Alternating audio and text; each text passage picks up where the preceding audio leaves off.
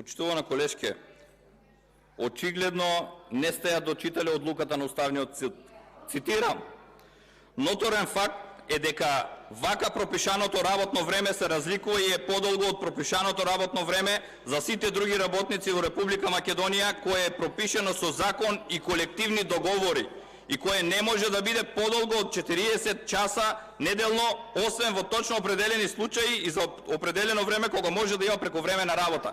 И велите со закон ќе се утврди кои се тие работи. Законот за работни односи ги утврдува кои се работите и како. Овде нема ништо утврдено.